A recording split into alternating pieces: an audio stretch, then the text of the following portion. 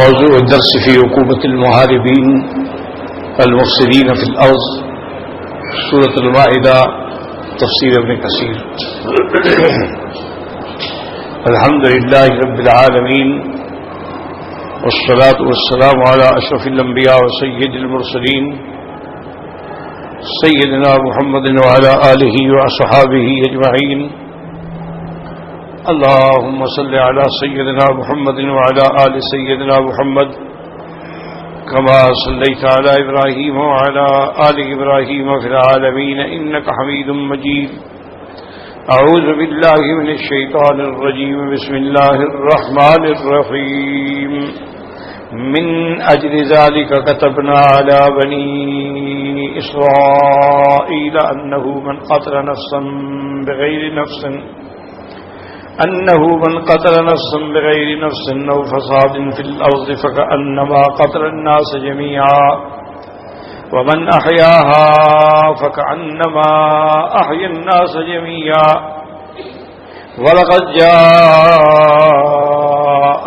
رسلنا بالبينات ثم إن كثيرا منهم بعد ذلك في الأرض لمسرفون. إنما جزاء الذين يحاربون الله ورسوله ويسعون في الأرض فسادا أن يقتلوا أو يصلبوا أو تقطع أيديهم وأرجلهم من خلاف أو ينفوا من الأرض ذلك لهم خزي في الدنيا ولهم في الآخرة عذاب عظيم. إلا الذين تابوا من قبل أن تقدروا عليهم فاعلم أن الله غفور رحيم. اللہ تعالی نے کلام مقدس کی ان آیات مبارکہ میں ارشاد فرمایا کہ اسی لیے ہم نے بنو اسرائیل پہ یہ بات لکھ دی کہ جو آدمی کسی کو ناحق قتل کرے گا گویا کہ اس نے پوری دنیا کو، پوری مخلوق کو قتل کر دیا، اور جو ایک آدمی کو زندہ کرے گا یعنی اس کو بچائے گا قتل سے تو گویا اس نے سارے عالم کو بچا دیا. تو اس کا معنی یہ ہوتا ہے، علماء فرماتے ہیں کہ اب ایک آدمی کا قتل سب کا قتل تو نہیں ہو سکتا، لیکن معنی یہ ہے کہ بھی جب ایک آدمی قتل کرتا ہے تو گویا اس نے قتل کا دروازہ کھول دیا. جب ایک بری بات کا دروازہ کھول دو تو اس میں جو بھی آتے رہیں گے اور سب کا گناہ اس پر بھی آئے گا. اور جس نے کسی کی زندگی کی کوشش کی ہے تو اس نے معاشرے کو بچایا ہے.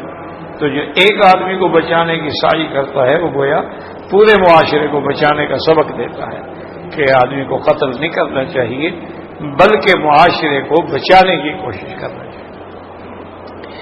پھر اللہ تبارک و تعالی نے اس میں یہ بھی ارشاد فرمایا کہ ہم نے اپنے پیغمبر بھیجے، بلقد جاءتهم رسلنا بالبينات، وہ کھلے کھلے آیات اور دلائل لے کر آئے، لیکن ان کے ثم ان کثیر منہم، کثیر من معنی یہ ہے کہ اکثر ان میں جو تھے اس آیات بینات کے آنے کے بعد بھی لمسرفون، وہ زمین میں زیادتی کرنے والوں میں. اب آگے اللہ تبارک و تعالیٰ بیان فرماتے ہیں کہ انما جزاء الذین، کہ انما حصر کے لیے ہے کہ سزا ان لوگوں کی یحاربون اللہ ورسولہ، جو اللہ اور اللہ کے رسول سے جنگ کرتے ہیں، او یسعون فی الارض فسادا، یا زمین میں فساد پھیلاتے ہیں. سزا کیا ہے؟ ان یقتلوا، ان کو قتل کیا جائے، او یصلبوا، یا ان کو پھانسی دی جائے، او تقطع ایدیہم وارجلہم من خلاف، یا ان کے ہاتھ پاؤں جو ہے وہ الٹے سے کاٹے، یعنی دایاں ہاتھ تو بایاں پاؤں اور بایاں ہاتھ تو دایاں پاؤں کاٹے جائیں. او ينفوا من الارض، یا ان کو ملک سے نکال دیا جائے، ملک بدر کر دیا جائے. اور اس کے بعد فرمایا کہ یہ تو دنیا، لیکن ذالک لهم خزي في الدنيا، یہ ان کے لیے رسوائی ہے دنیا میں. اور اسی طرح فرمایا ولهم في الآخرة عذاب عظیم، اور ان کے لیے آخرت میں بہت بڑا عذاب. الا الذين تابوا من قبل ان تقدروا عليهم، ہاں ان میں سے وہ لوگ جو توبہ کر لیں پکڑے جانے سے پہلے، تو اللہ تبارک و تعالیٰ بخشنے والے ہیں. جان لو کہ اللہ بخشنے والے ہیں اور مہربانی فرمانے والے. تو اب آپ سمجھیں کہ اس مسئلے میں نے عرض کیا تھا کہ ایک ہوتے ہیں حدود اور ایک ہوتا ہے قصاص اور ایک ہے تعزیرات. اچھی طرح سمجھیں. جن جرائم میں اللہ کا حق غالب ہے وہ حدود ہے. اگر بندوں کا حق غالب ہے وہ قصاص.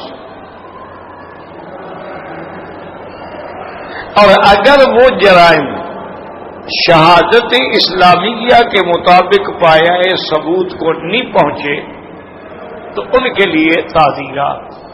تعزیرات کا معنی یہ ہوتا ہے کہ قاضی کو اللہ نے اختیار دیا ہے کہ وہ حالات کے مطابق معاشرے کے مطابق اور جرم کرنے والے کی عادت کے مطابق اس کو سزا دے. مثلا ایک آدمی ہے، اللہ معاف کرے اللہ معاف کرے، زنا کر رہا ہے لیکن ہمارے پاس 3 گواہ ہے، چوتھا گواہ نہیں ہے، تو اب حد تو نہیں لگے لیکن اس کو تعزیر دے گا قاضی، اس کو سزا دے گا. وہ چاہے تو اس کو 10 سال کے لیے جیل میں ڈال دے، 5 سال کے لیے جیل میں ڈال دے، ویسے اس کو ذلیل کرنے کے لیے اور کوئی سزا مقرر کر دے. تو یہ تعزیرات. حد کب ہوگی؟ جب ثبوت بھی شریعت کے مطابق. اب جن جرائم میں حد ہے وہ ایک لحاظ سے سمجھیں کہ 5 ہیں. ایک جرم جو ہے وہ تو ڈاکہ ہے، ایک یہ ہے کہ چوری ہے، ایک یہ ہے کہ زنا ہے، ایک یہ ہے کہ شرب الخمر یعنی شراب پینا ہے، ایک یہ ہے قذف المحصنات، کسی نے ایک بیوی کو، مرد کو یا عورت کو زنا کی تہمت لگانا.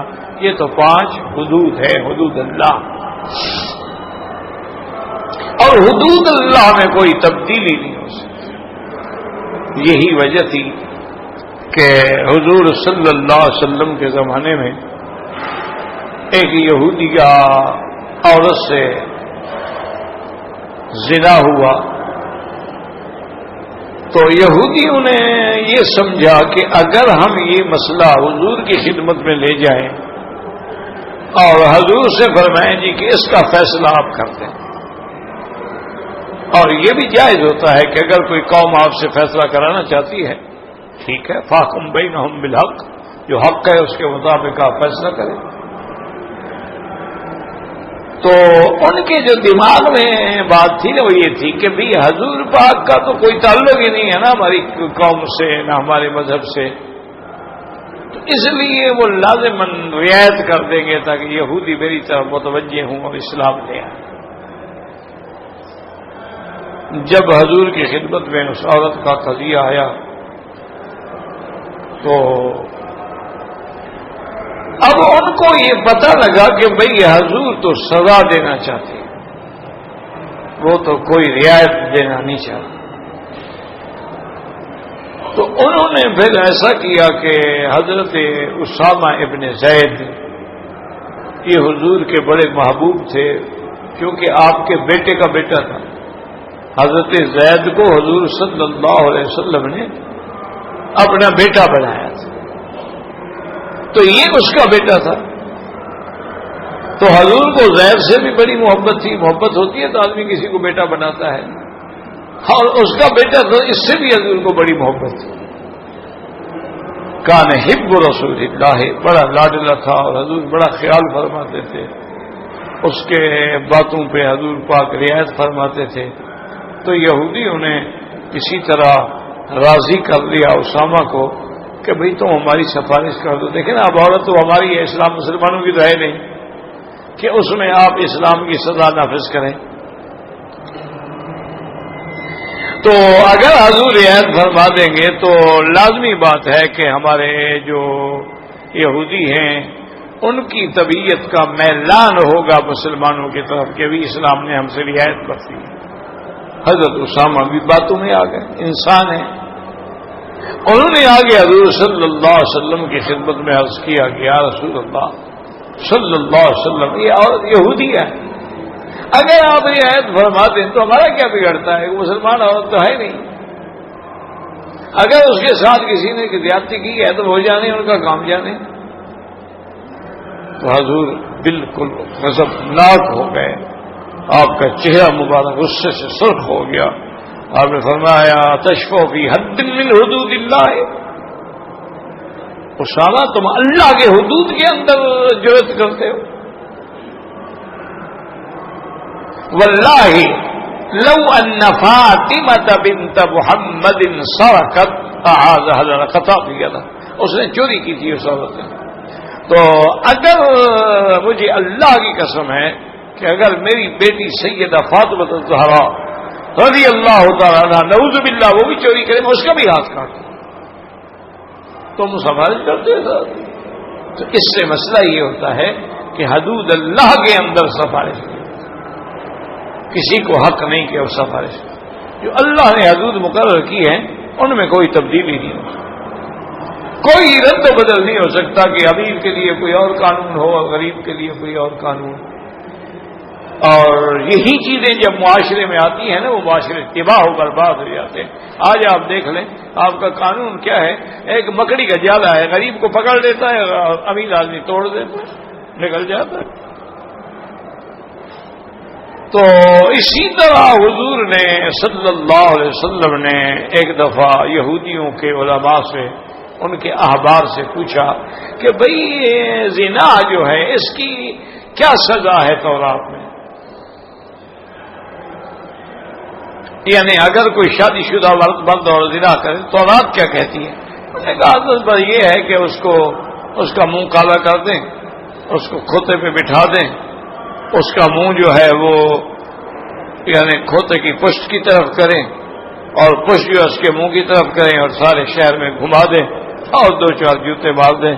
مقصد تو ذلت ہے نا، انزجار ہے کہ لوگ ڈریں ایسا کریں گے تو ایسا ہوگا۔ حضور نے فرمایا تم غلط کیا، یہ کیسے ہو سکتا ہے کہ اللہ کا نظام جو ہے قرآن میں اور ہو اور تورات میں کوئی اور ہو؟ یہ تو ہو ہی نہیں سکتا۔ اور نہ باتونی بھی تورات لے کے آؤ۔ اب تورات تھی عبرانی زبان میں، حضور صلی اللہ علیہ وسلم نے تو کبھی عبرانی زبان نہ پڑھی نہ لکھی، اس لیے وہ گئے اور تورات لے آئے کہ حضور پاک تو نہیں پڑھ سکتے ہیں نا۔ اور ساتھ اس نے یہ بھی کیا کہ وہ ایسے ہاتھ رکھ کے بیٹھ گیا، جی یہ دیکھیں جی یہ زنا کی سزا ہے، اس میں کوئی رجم کا حکم نہیں ہے کہ پتھر مار مار کے مار دو، اس میں کوئی حکم نہیں۔ تو حضرت عبداللہ ابن السلام جو بہت بڑے یہودیوں کے احبار میں سے تھے اور حافظ تورات سمجھے جاتے تھے، بہت بڑے عالم تھے، اللہ نے ان کو اسلام کو دے دیا، مسلمان ہو، انہوں نے اشارہ کیا حضور اس کو ہاتھ اٹھائے، تو حضور نے فرمایا ہاتھ اٹھاؤ تم۔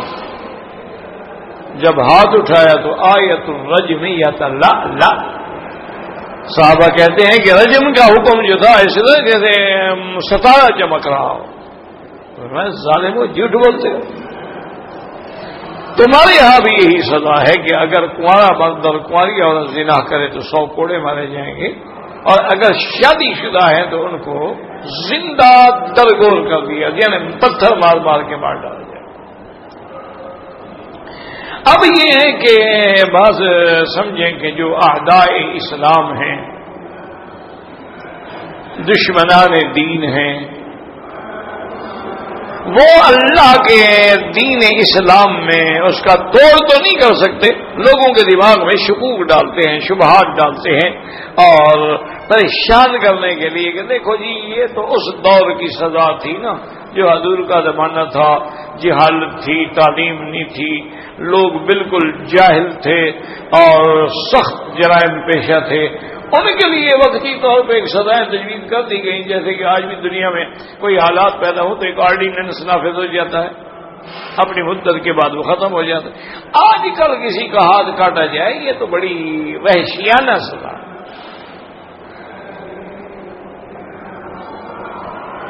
اتفاق سے یہی بات جب ملک فیصل مرحوم رحمت اللہ علیہ، اللہ کی قبر پہ رحمت فرمائے، وہ بادشاہ بھی تھا اور بہت بڑے عالم بھی تھے، اور اللہ کے قرآن پر بھی ان کی بڑی نظر تھی اور سیاست عالم پہ بھی بڑی نظر تھی.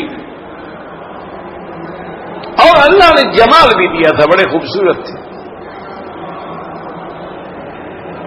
وہ جب گئے یورپ میں تو انہوں نے یہ اعتراض پیش کیا کہ جی آپ کے ہاں جو سزائیں ہیں نا، کھچور کا ہاتھ کاٹ دو، زانی کو پتھر مار مار کے مار ڈالو، ڈاکو کے پھانسی لگا دو، یا الٹا ہاتھ یا الٹا پاؤں کاٹ لو، یہ بڑی سخت اور وحشیانہ سزائیں ہیں.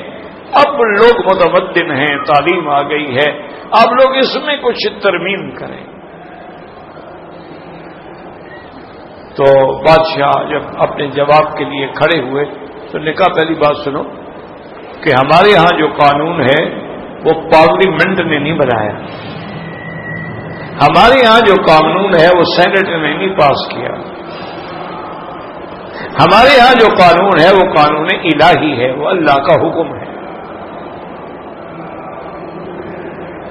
اور اللہ کے حکم کے اندر کسی مخلوق کو کیا حق ہے کہ وہ رد و بدل کرے؟ باقی انہوں نے کہا کہ آپ کو یہ قانون وحشی لگتا ہے، آپ ایسا کریں کہ صرف آپ کی ایک اسٹیٹ، ایک ریاست، سارا ملک نہیں، صرف ایک اسٹیٹ، ایک صوبے کے 1 سال کے جرائم پیش کریں، اور میں آپ کو پورے ملک کے 1 سال کے جرائم پیش کرتا ہوں، پھر دیکھیں گے امن کہاں ہے. ان کے ہاں تو 1 مہینے میں ہزاروں زنا ہو جاتے ہیں اور سینکڑوں قتل ہو جاتے ہیں. اسلام کی برکت سے الحمدللہ یہاں تو کبھی کبھی کوئی واقعہ پیش آتا. تو انہوں نے کہا یہ ظلم ہے یا وہ ظلم ہے؟ اور انہوں نے کہا کہ دیکھیں کہ اگر آپ کے بھی کسی پارلیمنٹیرین کا، کسی سینیٹر کا، کسی منسٹر کی لڑکی سے اگر ایسا عمل کیا جائے تو آپ کیا کریں گے؟ میں کہا یہ باتیں چھوڑ دو، اسلام کا جو قانون ہے وہ عین حق اور صدق اور عدل ہے. تمہارا قانون تو گناہوں کی پرورش کرتا ہے، ان کو پالتا ہے، ان کی حفاظت کرتا ہے. اسی لیے جو چور ایک دفعہ پکڑا جائے نا، جیل میں جائے، باہر نکلتا ڈاکو بن گیا تھا.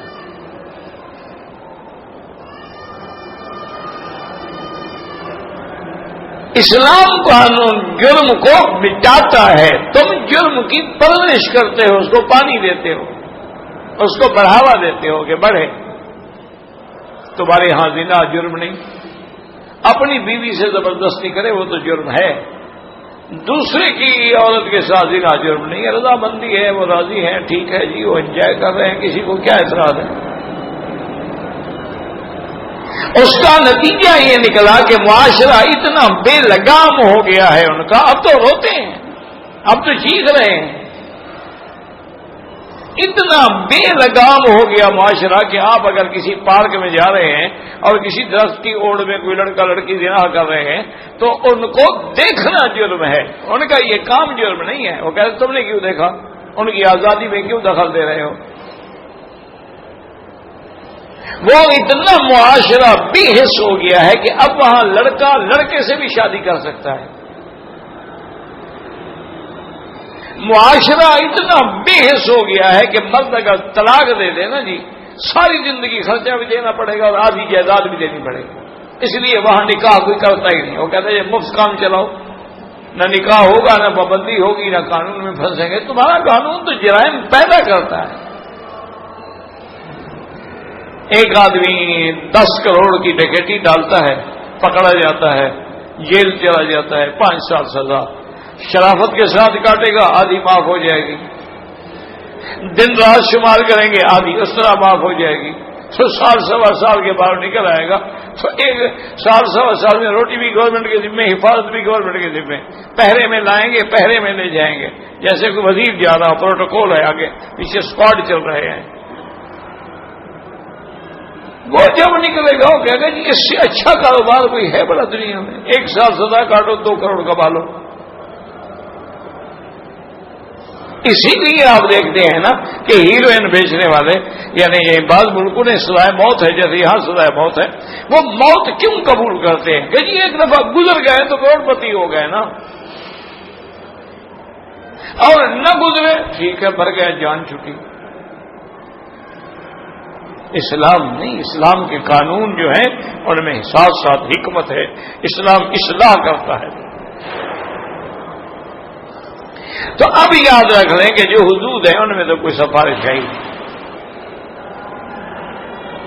ایک قصاص ہے، قصاص میں بھی یوں سمجھ لیں کہ دو صورتیں، ایک قتل عامد ہے اور ایک قتل سہو۔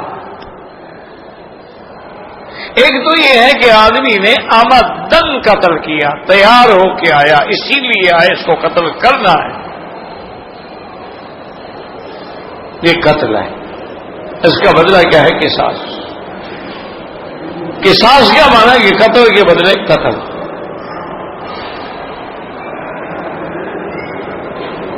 وَلَكُمْ فِي الْقِصَاصِ حَيَاةٌ يَا أُولِي الْأَلْبَابِ، اللہ نے فرمایا عقل والوں قصاص لینے میں تمہاری زندگی ہے۔ کیا مطلب کہ جب قصاص ہوگا تو آئندہ اور کوئی کسی کو قتل نہیں کرے گا نا، کتنے لوگ بچ جائیں گے۔ اسلام نے سخت سزا رکھی۔ اسی طرح النفس بالنفس والعین بالعین والانف بالانف والاذن بالاذن والسن بالسن والجروح قصاص۔ اللہ نے فرمایا کسی نے قتل کیا قتل ہوگا، کسی نے آنکھ نکالی تو اس کی آنکھ نکالو، کسی نے اگر دانت توڑا تو اس کا دانت توڑو، اگر زخم دیے ہیں تو اسی قسم کا زخم دو، برابر، کوئی رعایت نہیں، کوئی لچک نہیں۔ اور ایک قتل جو ہے وہ آمد نہیں ہے، ارادہ نہیں ہے، لیکن اتفاقاً بندہ قتل ہو گیا۔ جیسے شکار کھیل رہا تھا، اس نے تو گولی چلائی ہرن پہ، اس کو پتہ نہیں تھا کہ آگے آدمی بھی ہے، اس کو گولی لگی مر گیا۔ یا گاڑی چلا رہا تھا بیچارہ اور آگے آدمی آ گیا، یہ قتل خطا ہے۔ قتل خطا جو ہے اس پہ تو دیت ہے، اس میں بندہ قتل نہیں ہوگا، کیونکہ ڈرائیور کو دشمن تو نہیں تھا نا، اس کو کیا پتا تھا میرے آگے کون آدمی بھاگے گا کون دوڑے گا، یا بریک ہی فیل ہو گئے، یا اس نے بڑی کوشش کی بچانے کی نہیں بچا سکا، یہ قتل خطا ہے، اس کی تو دیت ہے،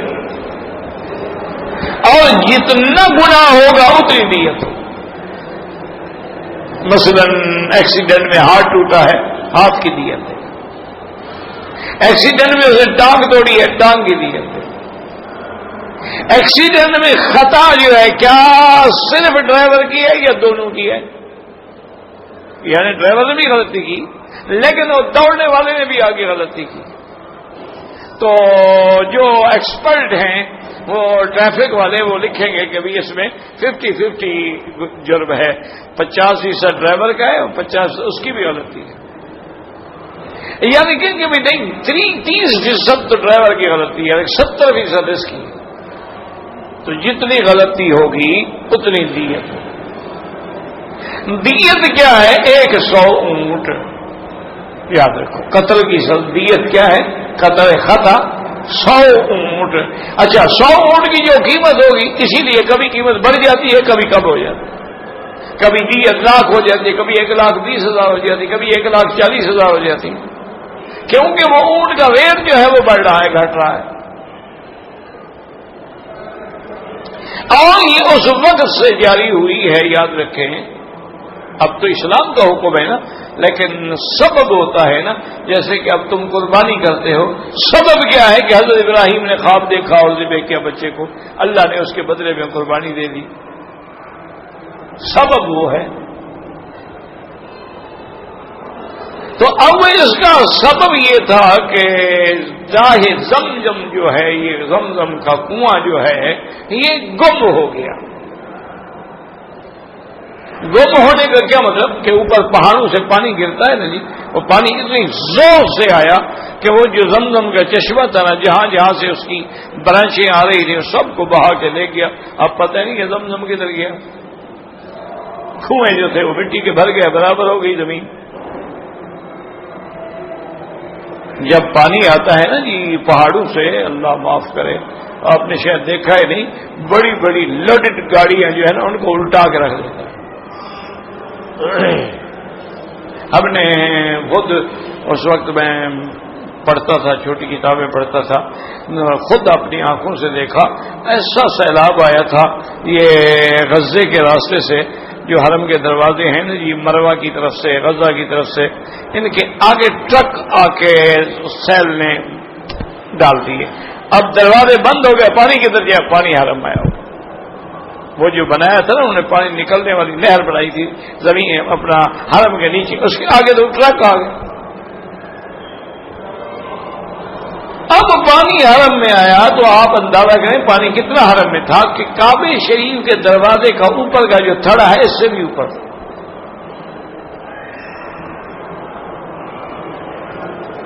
اور یہ جو حرم میں، ترکی حرم میں پنکھے ہوتے تھے، ان پنکھوں کے قریب پہنچ گیا، سارا حرم دریا بنا۔ اللہ کی شان دیکھیں، طواف اس وقت بھی بند نہیں ہوا، لوگ تیر رہے ہیں اور طواف کر رہے ہیں، اور ماشاءاللہ کسی نے پھٹا پکڑا ہوا ہے، کسی نے کچھ پکڑا ہوا ہے، اور اس پہ طواف جاری ہے، طواف ختم نہیں ہوا۔ تو بہرحال مانا یہ ہے کہ جب سیل آتی ہے تو اب وہ زمزم کا کچا کنواں کہاں اس کا مقابلہ کرتا ہو، تو بھر گیا،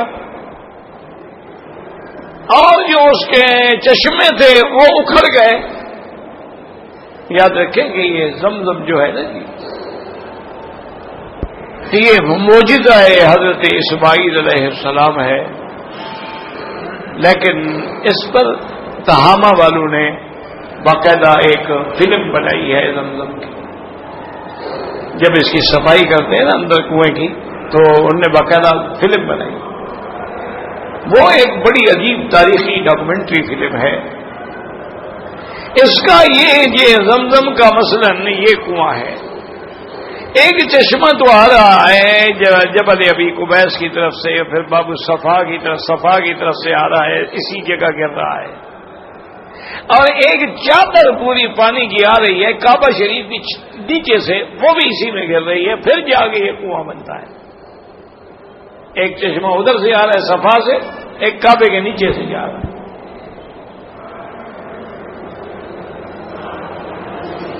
اسی لیے تو آپ دیکھیں نا جی کہ دنیا میں کہیں کوئی ایسا کنواں آپ نے دیکھا ہے؟ کسی ملک میں دیکھ لیں، کوئی میلہ ہو جائے، کوئی تاریخی کانفرنس ہو جائے، پانی ختم ہو جاتا ہے، کنویں خشک ہو جاتے ہیں۔ اور یہاں 70-80 90 لاکھ اگر عمرے والوں کو بھی لگاؤ تو 60 لاکھ تو عمرے پہ آتا ہے سال میں آدمی، 30 آیا حج میں، 90 لاکھ 1 کروڑ سال میں آدمی آتا ہے، پیتا ہے، اس کو پانی بدن پہ ڈالتا ہے، پھر بھر کے ساتھ بھی لے جاتا ہے، لیکن کنویں میں کمی نہیں ہے، نہ رنگ بدلا ہے، نہ ذائقہ بدلا ہے، نہ کوئی تغیر ہے۔ یہ جو کبھی گڑبڑ ہو جاتی ہے، یہ جو ہم برف ڈال دیتی ہے نا، وہ مکس ہو جاتی ہے، مل جاتی ہے ٹھنڈا کرنے کے لیے۔ اب تو خیر انہوں نے انتظام کیا ہے کہ وہ برف نہیں ڈالتے، اب انہوں نے ایسا انتظام کیا ہے کہ اس سسٹم سے اس پانی کو گزارا جاتا ہے، گزرتے گزرتے وہ ٹھنڈا ہو جاتا ہے۔ پہلے تو باقاعدہ برف ڈالتے تھے،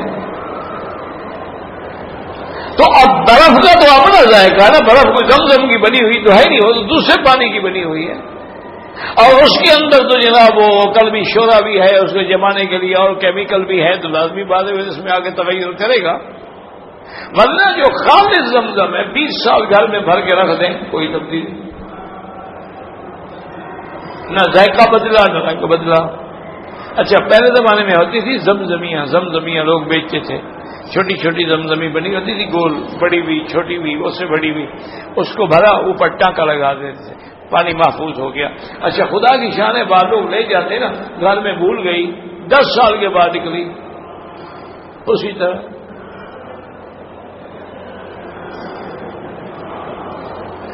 تو بہرحال زمزم گم ہو گیا۔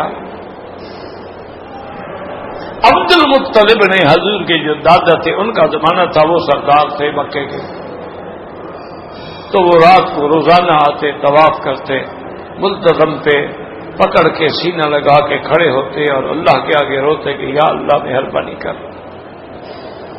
اہل مکہ کا شرف تھا زمزم۔ اب ہم زمزم سے محروم ہو گئے، سقیا اسماعیل سے محروم ہو گئے، جبریل کا جہاں پر لگا تھا اس پانی سے محروم ہو گئے۔ ساری دنیا مکے کا پانی لے کے جاتی تھی، وہ محروم ہو گئے۔ مہربانی کرو، اگر یہ کنواں ملے اور مجھے ملے کہ کنواں کس جگہ ہے اور اس کے چشمے کیسے ہم نے صاف کرنے ہیں، تو میں آپ کے لیے منت مانتا ہوں کہ اپنی اولاد میں ایک بیٹا ذبح کروں گا۔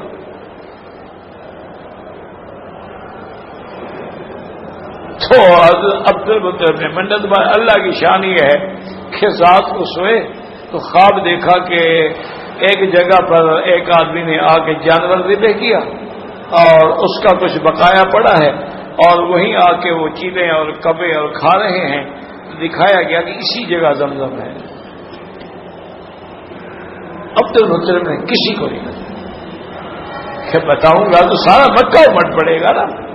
ہم نے تو وہ منظر دیکھا ہے نا، یا جو پرانے لوگ رہتے ہیں انہوں نے بھی دیکھا ہوگا کہ اس وقت مشینیں تو تھی نہیں، نہ کام کرنے والے لوگ ہوتے تھے۔ اب حرم تو بھر گیا سیل سے، مٹی سے، تو صفائی کے لیے مکہ آتا، سارے لوگ آتے تھے مکے والے، اور محلے محلے پہ تقسیم ہوتا تھا کہ بھئی یہ جہاد کا علاقہ ہے، جہاد کے محلے پہ، یہ مسئلہ کے محلے پہ، یہ شامیہ کے محلے پہ، یہ فلک کے محلے پہ، محلے وار تقسیم ہو جاتے تھے۔ وہ آتے تھے سارے موجود آدمی، گھروں والے آدمی، وہ آ کے ٹوکریاں لے کے مٹی نکالتے تھے، کماتے تھے، اللہ کے گھر کو صاف کرتے تھے۔ اب تو ہر کام مشین سے آ گیا، ملازمین سے آ گیا، ورنہ وہ ایک بڑی عجیب منظر ہوتا تھا نا کہ ہر علاقے کا، محلے کا آدمی کہ بھی میں اپنا علاقہ زیادہ پہلے صاف کروں، اور وہ شعر پڑھ رہے ہیں اور رجز پڑھ رہے ہیں اور جناب عربی اشعار پڑھ رہے ہیں اور مگن کھڑے ہیں خوشیوں کے اندر کہ اللہ کے گھر کو صفا کرنے کا ہمیں موقع ملا ہے۔ وہ تو ٹوکری ٹوکری ہوتی تھی، ایک رات میں سارا مکہ صاف کر دیتے بھائی، جہاں 2000 5000 آدمی لگ جائے۔ تو عبد المطلب نے یہ کیا کہ اپنے بیٹوں سے کہا کہ کسی کو نہ بتاؤ، اور رات جو ہے عشاء کے بعد ہم نے جا کے ایک کام کرنا ہے۔ انہوں نے کہا ٹھیک ہے، کہا کدال بھی اور کھدائی والے اسباب بھی اور وہ ساری چیزیں لے آئے۔ تو رات کو آپ نے اسی جگہ کھدائی کی، خدا کی قدرت ہے، جو کھدائی کرتے گئے، رستے سے پتھر ہٹاتے گئے، مٹی ہٹاتے گئے، وہ چشمے بھی آ گئے، وہ کنواں بھی مل گیا۔ صاف کرنے کے بعد عبد المطلب نے وہ نکالا اور پیا، واللہ یا رب ھذا یہ زمزم، کیونکہ زمزم کا ذائقہ ہی الگ ہے نا، دنیا کا کوئی پانی اس سے نہیں ملتا۔ یہ اللہ کا شان ہے۔ آپ تجربہ کریں، ساری دنیا کے آپ منرل واٹر منگوا لیں، ساری دنیا کے آپ چشموں کے پانی منگوا لیں، زمزم کا ذائقہ الگ۔ اچھا خدا کی شان ہے، نہ میٹھا ہے، نہ پھیکا ہے، نہ کڑوا ہے، الگ ذائقہ۔ اس کو یعنی شناخت کیا جائے، جو زمزم پینے والے ہیں پانی پیے گا وغیرہ جی خالص۔ اس لیے اب ہم لوگوں کو یہ لطف نہیں آتا نا کہ اس میں برف ہے اور چیزیں مکس ہیں۔ جو ڈول کا پانی اپنے ہاتھ سے نکال کے پینے میں مزہ آتا تھا نا جی، وہ تو دور ہی ختم ہو گیا۔ تو بہرحال وہ چشمہ مل گیا، اور صبح کو جناب سارے مکے کے سردار آ گئے مبارک دینے کے لیے عبد المطلب کہ آپ کو مبارک ہو کہ آپ کو اللہ نے چشمہ دے کے آپ کی سرداری کو اور مستحکم کر دیا. انہوں نے کہا بھی ویسے بیٹھ جاؤ, میں نے منت مانی تھی کہ ایک بیٹا ذبح کروں گا. انہوں نے کہا کل کرو. کیا کہہ رہے ہو, تم کوئی پیغمبر ہو کہ ابراہیم علیہ السلام نے خواب. انہوں نے کہا میرا خواب شاب تو نہیں, میں نے منت مانی ہے. اور میرے اس وقت ان کے یعنی 11 بیٹے تھے. عرب کثیر الاولاد ہوتے ہیں. عرب جو ہے نا یہ سامی النسل ہوتا ہے. ان کو اللہ نے جو لوگ مکے مدینے میں پیدا ہوتے ہیں یہ عرب النسل ہیں, یہ سامی ہوتے ہیں. سام حام یافس 3 بیٹے تھے نا نوح علیہ السلام. اچھا یہ سامی جو ہے نا ان کو عورتوں کا شوق بھی بڑا ہوتا ہے, شادیاں بھی بہت کرتے ہیں, اولاد بھی بہت ہوتی. حضرت علی کے پتہ ہے کتنی اولاد تھی؟ 18 اولاد, 9 شادیاں کی تھیں. یہ اس قوم کی ایک مجبوری ہے. اللہ نے ان کے خون میں ایک ایسی حدت رکھی ہے, ایک آدھی بیوی پہ گزارا ہو ہی نہیں سکتا. اللہ کی قدرت. اسی لیے آپ دیکھیں یہاں جو بڑے بڑے لوگ ہیں, کسی کے 20 بچے ہیں, کسی کے 30 بچے ہیں, کسی کے 18 بچے ہیں. یعنی امیروں میں کثرت اولاد یہاں دیکھی ہے اور غریبوں میں بنگلہ دیش میں دیکھی ہے. روٹی کھانے کو بھی بچے 30 ہیں. ہمارے تو بھائی ہے نا, اب تو جاتے ہیں نا بنگلہ دیش میں, کوئی جگہ نہیں الحمدللہ جہاں نہ گئے ہوں. دریاؤں پہ سفر کیا, ہوائی جہازوں پہ سفر کیا, ممبئی روڈ سفر کیا, بڑے عجیب عجیب مشکل سفر بھی کیے الحمدللہ. الحمدللہ اللہ کے دین کے لیے کیے تھے. تو ان کا بھی عجیب عالم ہے, خدا کی شان ہے. گلے میں بنیان ہوگی بیچارے کی, نیچی دھوتی باندھی ہوئی ہے. کتنی اولاد ہے؟ استاد 11 بچے ہیں. اچھا استاد بچوں کا نام تو استاد نام نہیں آتا, بس نمبر 1 نمبر 2 نمبر 3 ایسے رکھا ہوا ہے. عجیب ہے, اللہ کی شان ہے. اور وجہ کہ وہاں تو جو ڈاکٹروں کی تحقیق ہے وہ یہ ہے کہ چونکہ یہ لوگ مچھلی اور چاول کھاتے ہیں, دونوں میں وٹامن ای ہوتا ہے, تو وہ بچے زیادہ پیدا ہوتے ہیں. ان کی وجہ انہوں نے یہ بیان کی جو جدید میڈیکل سائنس کہتی ہے, چونکہ وٹامن ای جو ہے نا وہ قوت بردمی میں اضافہ کرتا ہے. اور ان کا تو غذائی اور کوئی نہیں نا, چاول اور مچھلی کے عاشق ہیں بس. اچھا بہترین آپ روٹی بنائیں, پراٹھے بنائیں, آپ نان بنائیں, وہ کہیں گے استاد کھانا نہیں کھایا. اللہ کے بندے بہترین بس استاد کھانا نہیں کھایا. کھانا وہی ہے. اور مچھلی کے بھی ماشاءاللہ ماشاءاللہ ماشاءاللہ اتنی ایکسپرٹ ہیں. میں ایک دفعہ مجھے یاد ہے فینی کے ریسٹ ہاؤس میں ٹھہرا ہوا تھا, اور وہ ان کا بڑا خوبصورت ریسٹ ہاؤس ہے جہاں ان کے منسٹر اور پرائم منسٹر آ کے ٹھہرتے ہیں. آگے جھیل ہے, بڑا منظر ہے وہ. تو وہ جو وہاں کک تھا نا جی, کھانا پکانے والا, وہ تو وزیروں کا اور بادشاہوں کا ان کا پکا تھا. انہوں نے کہا کہ میں الحمدللہ 20 سے زیادہ طریقے ہیں مچھلی بنانے کے جو میں بنا سکتا ہوں. کبھی ہمیں تو ایک طریقہ بھی نہیں آتا. تو اس نے جناب ہمیں جو مچھلیاں بنا بنا کے کھلائی نا, ہم حیران ہو, زندگی میں نہیں کھائی. اور پھر تازہ مچھلی ایسی فرش فوراً جھیل سے پکڑیں گے اور بنائیں گے. تو بہرحال تو اب جناب مطلب نے کہا بھی 11 بیٹے ہیں, اب کس کو ذبح کرو؟ نے کہا چلو بھی اب بات تو غلط ہے, قرآن ڈالو. جب قرآن ڈالا کہ اللہ کی شان ہے, قرآن عبداللہ کا نکلا, حضور کے والد کا. اسی لیے حضور فرماتے ہیں انا ابن الذبیحین, میں 2 ذبیحوں کا بیٹا ہوں. میرا ابا اسماعیل بھی ذبیح ہے اور میرا ابا عبداللہ بھی ذبیح ہے. انہوں نے کہا جی پھر قرآن ڈالو, پھر قرآن ڈالا, پھر عبداللہ کا نکلا. اب سرداروں نے سمجھایا، اس نے کہا خدا کا خوف کرو عبد المطلب، اتنے بڑے سردار ہو، اتنے بڑے سمجھدار ہو، بھلا کوئی آدمی اپنی اولاد کو بھی ذبح کرتا ہے؟ یہ تو آج کل آپ کے ملک میں درندے ہیں نا، درندے جو بچوں کو بھی قتل کرتے ہیں، بچیوں کو بھی قتل کرتے ہیں، بیٹا باپ کو قتل کرتے ہیں، بیوی شوہر پہ پٹرول چھڑک کے آگ لگا دیتی، ساس بہو کو جلا دیتی۔ انا للہ و انا الیہ راجعون، علامات قیامت ہے، اور کوئی مسئلہ نہیں ہے، علامت قیامت ہے، اور یہ جرائم نہیں روک سکتے جب تک اسلام نہیں آئے۔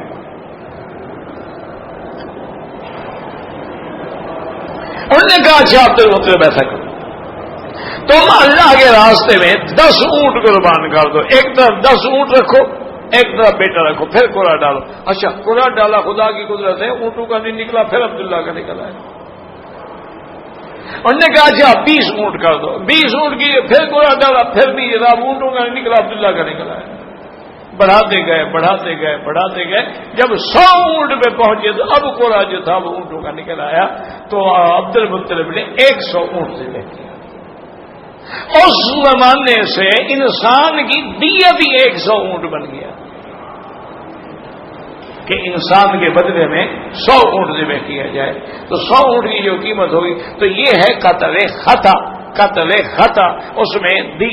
لیکن ایک بات یاد رکھو، اچھی طرح سمجھ لو، یہ قانون الہی ہے، یہ کوئی قصے کہانی نہیں ہے کہ ایک کان سے سنو اور دوسرے سے نکال دو۔ قتل خطا میں بھی ایک اللہ کا حق ہے، ایک بندے کا حق ہے۔ آپ نے بندہ مار دیا گاڑی کے نیچے، تو بندہ جو ہے یہ تو بندے کا حق ہے، لیکن تم نے انسان کو جو مارا ہے، اللہ نے پیدا کیا، تم نے اس کو مار ڈالا، تو اس میں اللہ کا بھی تو حق ہے نا۔ تو اب بندے کا حق کیا ہے کہ 100 اونٹ کی قیمت دے گا، دیت دے گا۔ اللہ کا حق کیا ہے کہ 2 مہینے کا روزے رکھے گا، تاکہ 2 مہینے متواتر روزے رکھے گا، اس کو یاد آئے گا ہائے میں نے کیا غلطی کی، میں نے کیا غلطی کی۔ یہ ہے قتل خطا۔ اور ایک ہے قتل عمد کے، اس نے جان کے مارا ہے، زمین کے لیے مارا ہے، عورت کے لیے مارا ہے، لالچ کے لیے مارا ہے، اس کی تو سزا ہی قصاص ہے، اس میں کوئی دیت نہیں، اس میں سزا کیا ہے کہ قاتل کو قتل کیا جائے۔ اچھا ایک یہاں ایک بات اور بھی دماغ رکھا، لفظ آتا ہے نا کہ یقتل، یہ صیغہ کیوں استعمال کیا گیا؟ تو علماء نے فرمایا اس میں اشارہ ہے کہ قتل کرنے والا تو ایک ہے، لیکن 10 آدمی اس کے ساتھ تھے، حمایت کرنے والے تھے، ان سب کو قتل کیا جائے کہ وہ حمایت کر رہے تھے نا، قاتل کی حمایت کر رہے تھے۔ تو اب یہ ہے کہ اگر قتل عمد ہے تو سزا کیا ہے؟ قصاص۔ ہاں لیکن یہاں ولی المقتول کو اللہ نے یہ حق دے دیا ہے، کیونکہ انسانی جان بڑی قیمتی ہوتی ہے، تو اللہ نے یہ حق دے دیا ہے کہ اگر مقتول معاف کر دے کہ جی میں قصاص نہیں لیتا، تو وہ معاف کر سکے، چونکہ غالب حق جو ہے اس میں بندے کا ہے۔ اللہ کی شان دیکھیں کہ چوری میں معاف نہیں کر سکتا، معاف کرے نہ کرے ہاتھ کاٹا جائے گا۔ زنا میں معاف نہیں کر سکتا کہ چلو جی کوئی بات نہیں، اس نے زنا کر دیا ہے، جوانی شوانی میں ایسی باتیں ہو جاتی ہیں، ہم نے معاف کیا، نہیں، سزا ہو۔ اسی طرح اگر اس نے قذف المحصنات ہے، کسی نیک پاک عورت پہ زنا کی تہمت لگائی ہے، معاف نہیں ہو سکتی کہ جو عورت کیسے میں نے معاف کیا، نہیں، سزا ہو۔ شرب خمر ہے، وہ کہے کہ اچھا جی میں نے توبہ کر دی ہے، معاف ہو جائے، نہیں، وہ جانے اللہ جانے سزا ہوگی، اس میں کوئی رد و بدل معافی نہیں ہو سکتی۔ لیکن قتل کے اندر اجازت ہو گئی کہ خطا میں دیت ہے۔ اچھا دیت میں بھی ان کو حق ہے، وہ کہیں جی ہم نہیں لیتے، بغیر دیت کے ہم نے معاف کیا، وہ معاف کر سکتے، پھر بھی ان کو حق ہے۔ اچھا، اور پہلے تو قصاص میں یہ سخت حکم تھا کہ ایک آدمی نے ایک بچے کو پتھر پہ رکھ کے ایسے لٹا کے دوسرا پتھر مار کے اس کے سر کو پھاڑ ڈالا. حضور نے حکم دیا کہ جیسے اس نے کیا ہے نا ایسے کرو. آنکھ کے بدلے میں آنکھ، کان کے بدلے میں کان، ناک کے بدلے میں ناک، زخم کے بدلے میں زخم. لیکن اللہ کی شان یہ ہے کہ پھر ایک فیصلہ ہو گیا کہ آپ قصاص تو لیں گے، لیکن اب لا قوت الا بالسیف. حضور نے فرمایا اب کا بدل جو قتل جو ہے وہ تلوار بس. اس کی وجہ یہ ہے کہ مشکلات تھی نا جی، کہ خدا نہ خواستہ کوئی 4 آدمی مل کے یا ایک آدمی کسی لڑکے کو بدفعلی کر کے مار دیں، تو کیا اس سے بدفعلی کریں گے بدلے میں؟ وہ تو ہو نہیں سکتی. زنا کر کے مار دیں جیسے آج کل ہوتا ہے نا، آج کل تو پنچایت میں فیصلہ کر دیتی ہے 10 آدمی زنا کریں جی، بدلہ لیا جا رہا ہے. وہ عورت زنا کی حالت میں مر گئی تو اب ان سے زنا کیا جائے گا. تو حکم ہو گیا کہ لا قوت الا بالسیف. اب جب قصاص لیں گے تو تلوار. اب اس نے کیسے مارا؟ ڈنڈے سے مارا، کوڑی سے مارا، بندوق سے مارا، کلہاڑی سے مارا، لیکن جب بدلہ لیا جائے گا لا قوت الا بالسیف، تلوار سے. اب یہ مسئلہ ہو گیا. اب جناب آ گیا کہ جزاء الذین یحاربون اللہ ورسولہ، جو اللہ کے رسول سے جنگ کرتے ہیں. کیا مانا؟ یحاربون اولیاء اللہ ورسولہ، اللہ کے دوستوں سے جنگ کرتے ہیں، یا اللہ کے قانون سے جنگ کرتے ہیں، اللہ کے احکام سے جنگ کرتے ہیں. تو وہ بھی تو گویا اللہ سے جنگ ہے نا، اس لیے ورنہ اللہ سے کون جنگ کر سکتا ہے؟ اسی طرح ان الذین یؤذون اللہ ورسولہ لعنہم اللہ فی الدنیا والآخرہ. جو اللہ کو ایذا دیتے ہیں، اللہ کے رسول کو، اللہ کو کیا ایذا دے سکتے ہیں، لیکن اللہ کے ساتھ شریک ٹھہراتے ہیں، اللہ کا بیٹا بناتے ہیں، اللہ کی بیویاں بناتے ہیں، اللہ کی بیٹیاں بناتے ہیں. تو یہ ایذا ہے نا، ایسی بات منسوب کرنا جو اللہ کے لائق بھی نہیں، اللہ اس سے بری ہے. اب جو لوگ اللہ کے رسول سے وَيَسْعَوْنَ فِي الْأَرْضِ فَسَادًا، اور زمین میں فساد پھیلاتے، کیا مانا؟ ڈاکے مارتے ہیں، لوٹتے ہیں. اب سزا کیا ہو؟ أَن يُقَتَّلُوا أَوْ يُسَلَّبُوا أَوْ تُقَطَّعَ أَيْدِيَهُمْ وَأَرْجُلُهُم مِّنْ خِلَافٍ أَوْ يُنفَوْا مِنَ الْأَرْضِ. یاد رکھو یہاں حرف او ہے، او أَن يُقَتَّلُوا أَوْ يُسَلَّبُوا. تو او جو ہے یہ 2 چیزوں میں استعمال ہوتا ہے. یا تو تخییر کے لیے ہوتا ہے کہ بھی یہ یا او اطعام 10 مساکین، یا او جو ہے وہ تنویع اور تقسیم کے لیے ہوتا ہے. اب بعض ائمہ فرماتے ہیں کہ یہ او جو ہے تخییر کے لیے ہے کہ یہاں 4 سزائیں ہیں کہ قتل کیا جائے، سولی پہ لٹکایا جائے، یا ہاتھ پاؤں الٹے کاٹے جائیں، یا اس کو ملک بدل کر دیا جائے. اب قاضی کی مرضی ہے کہ ان 4 سزاؤں میں جو سزا چاہے جاری کر دیں. کیوں؟ وہ کہتی ہیں کہ او جو ہے تخییر کے لیے. اور بعض ائمہ کرام فرماتے ہیں کہ نہیں، یہ او تنویع کے لیے ہے، تقسیم کے لیے ہے. معنی یہ ہے کہ نہیں لازم ہے کہ اس کو قتل کیا جائے، بلکہ بعض ائمہ تو یہ کہتی ہیں کہ قتل کرنے سے پہلے جو ہے اس کو سولی پہ بھی لٹکایا جائے، اسی حالت میں قتل کر دیا جائے.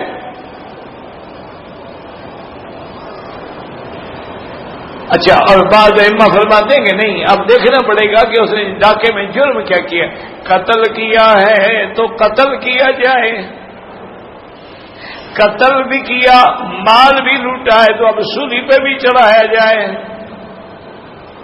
اگر قتل نہیں کیا، مال بھی نہیں لوٹا ہے، صرف مال لوٹا ہے، قتل نہیں کیا، قتل کیا قتل ہوگا، قتل کیا مال بھی لوٹا، ساتھ پھانسی چڑھے گا، صرف مال لوٹا ہے تو پھر میں اس کے ہاتھ پاؤں کاٹے جائیں؟ کیوں؟ یہ ڈکیتی ہے نا، یہ چوری نہیں ہے۔ چوری تو ہوتی ہے نا خفیہ طریقے سے، کھلے بندوں آ گئے، گن پوائنٹ میں لوٹ لیا۔ وہ فرماتی ہے کہ صرف مال لوٹا ہے تو اس کے بعد جو ہے اس کے ہاتھ پاؤں الٹے کاٹے جائیں۔ اچھا، خدا کی قدرت ہے، اس نے قتل بھی نہیں کیا، مال بھی نہیں لوٹا، تو اب آیا تو ہے کہ ڈکیتی جو ماری ہے تو ڈر تو پیدا کر دیا ہے نا، اسے پورا محلہ کانپ گیا ہے۔ اس کی سزا یہ ہے کہ اس کو ملک بدر کر دیا جائے، نکال دیا جائے ایسے آدمی ملک۔ انہوں نے فرمایا اس لیے اللہ نے اس ترتیب سے سزائیں رکھی ہے کہ جیسے جیسے جرم ہوگا اسی طرح کی سزا دی جائے گی، کہ اگر قتل ہے قتل ہوگا، قتل ہے مال بھی لوٹا ہے پھانسی چڑھے گا، صرف مال لوٹا ہے الٹے ہاتھ پاؤں کاٹے جائیں گے، اگر کچھ بھی نہیں کیا لیکن ڈراوا دیا ہے، دھمکایا ہے، مارا ہے، مال ایسے شور پیدا تو اس کو ملک سے نکال دیا جائے۔ لیکن یاد رکھیں کہ امام ابو حنیفہ رحمۃ اللہ علیہ فرماتے ہیں ملک سے نکالنے کا معنی یہ نہیں ہے کہ اس ملک سے نکالو دوسرے ملک میں جا کے ڈاکے مارے،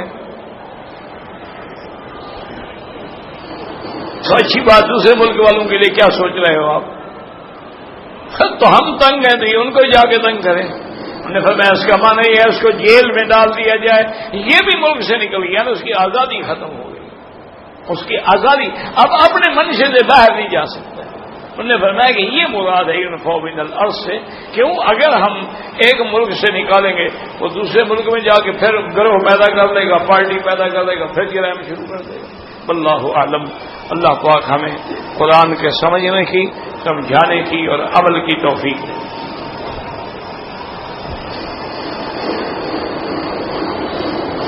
بھائی گزارش یہ ہے کہ دم جو ہے نا جرمانہ ہے، اس کا حکم یہ ہوتا ہے کہ وہ ایک بکرا یا بکری یا دمبا جو بھی لے کے ذبح کر کے فقراء مکے کے فقیر لوگوں پہ تقسیم کر دیں، تاکہ جن لوگوں کو گوشت کھانا نصیب نہیں ہوتا، اب 30 ریال 40 ریال کلو کون لے گا؟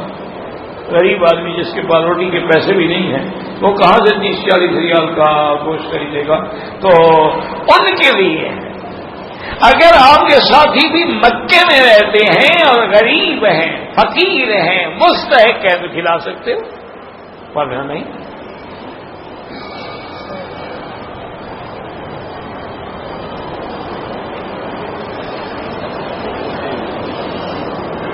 ایک آدمی نے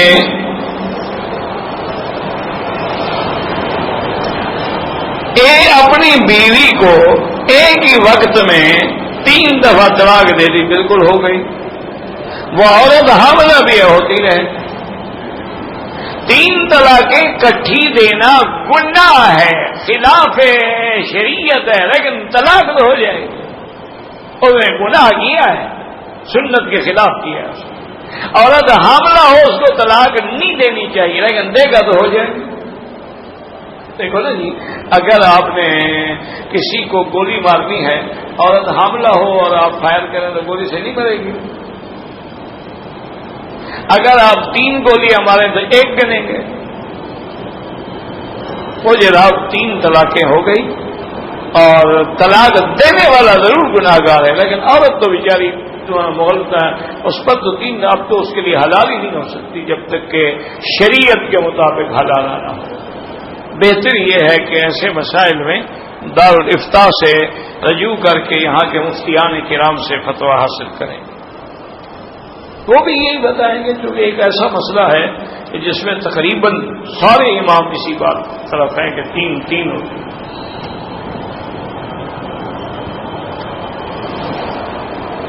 اگر ایک آدمی نے 3 طواف کیے ہیں تو ہر طواف کے لیے 2 رکعت پڑھے گا۔ یہ نہیں ہے کہ 3 طواف کر کے صرف 2 رکعت پڑھے گا، ہر طواف کے لیے 2 رکعت پڑھے گا۔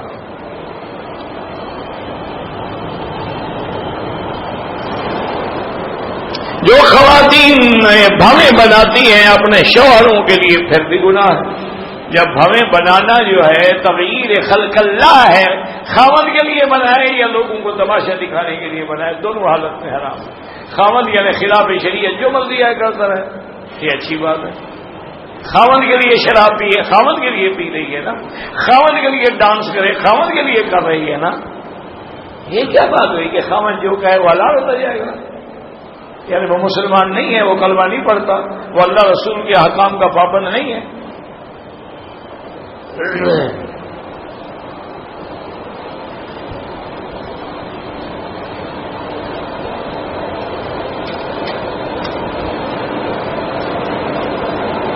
بھائی کراچی میں ہوا، اسلام آباد میں ہوا، جہاں بھی ظلم ہوا، ظلم ظلم ہے، اور ظلم کبھی بھی نہیں چھپتا. ایک نہ ایک دن اللہ اس کا بدلہ ضرور لیتے ہیں. باقی سیاسی حالات جانے تم جانو، ہم کسی پر اعتراض نہیں کر سکتے کہ اس کو کیوں نہیں کیا اور اس کو کیوں کہ تم جانو. تم اگر 18 کروڑ آدمی نہیں منوا سکے ہو تو میں منوا دوں گا.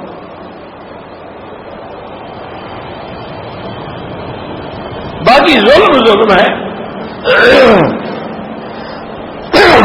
نہانے سے وضو ہو جاتا ہے اگر وضو کی نیت تھی اور اس نے باقاعدہ کلی کی، ناک میں پانی دیا پھر پانی بہایا تو ہو جاتا. اگر نیت نہیں تھی تو پھر نہیں.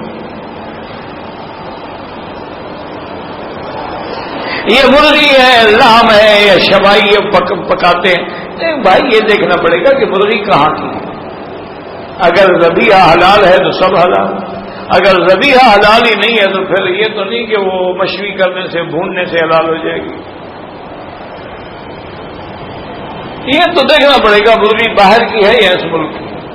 اگر ملک کی اس ملک کی ہے جیسے فقیہ کی ہے، الوطنی والوں کی ہے، اسی طرح اور بھی کوئی کمپنیاں ہوں گی، تو جو اس ملک کے ہیں وہ تو خالص، جو باہر سے آتی ہیں ان کا کوئی اعتبار نہیں.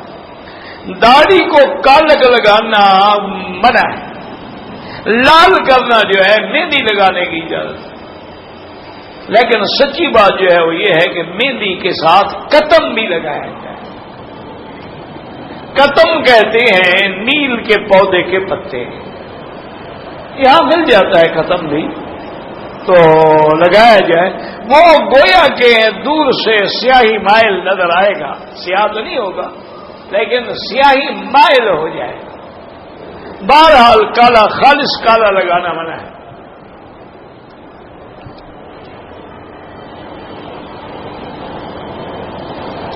ایک آدمی نے قرآن پاک حفظ کیا، 5 سال ہو گئے، قرآن بھی نہیں پڑھتا، جھوٹ بھی بولتا ہے.